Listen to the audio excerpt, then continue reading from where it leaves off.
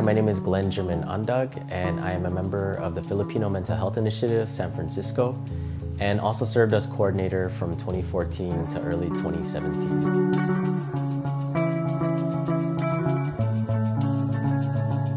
My name is Alexis and and I've been a member of Filipino Mental Health Initiative San Francisco since 2012.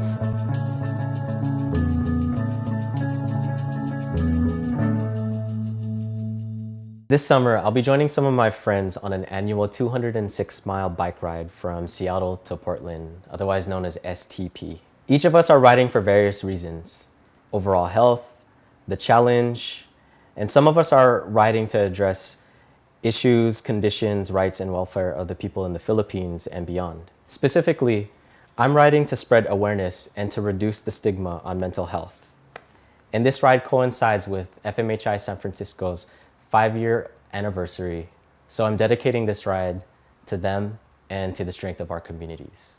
This summer, I will be running my first full marathon in San Francisco. Running through my depression was one of the things that was my savior, really, outside of being able to talk through what I was going through.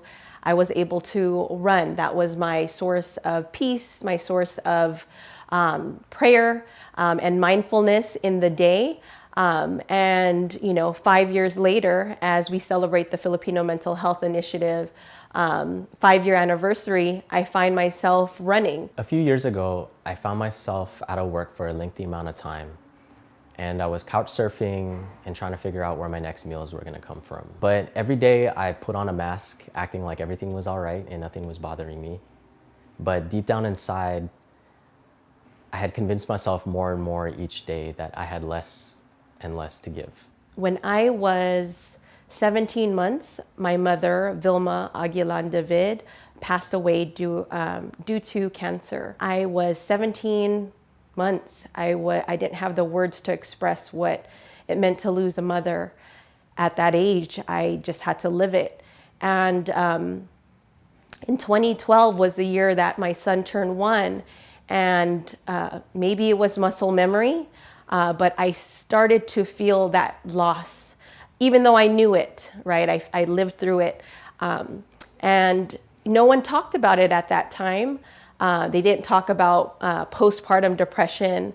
They didn't talk about how it can continue anytime after birth. So eventually that changed through the help of family, friends, and my kasamas who started to recognize that something was wrong, and they continuously tried to check in with me. So it took some time for me to be able to open up to them, but eventually I was able to open up. I felt comfortable, I felt safe.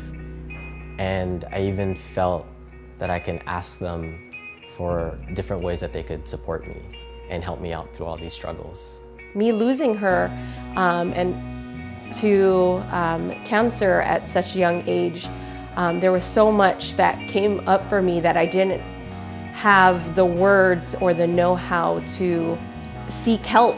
But I knew as it got worse for me internally, and knowing that I did have a role as a mother, that I had to seek help, and that's when I did. And that's what changed my life. I found a really amazing woman of color therapist that was, she was Japanese American, second generation, and grew up in the Bay Area, also an elder, and I really appreciated the questions that she asked me that really helped formulate some healing that I haven't experienced my entire life. We are seeking support through monetary donations. All contributions will go towards our wellness promotion activities, such as our healing drum circles, mental health first aid trainings, which basically helps people get the tools and the knowledge on how to provide support for their communities, and our digital stories, which helps people heal through storytelling. So join us, because together we can end the stigma on mental health.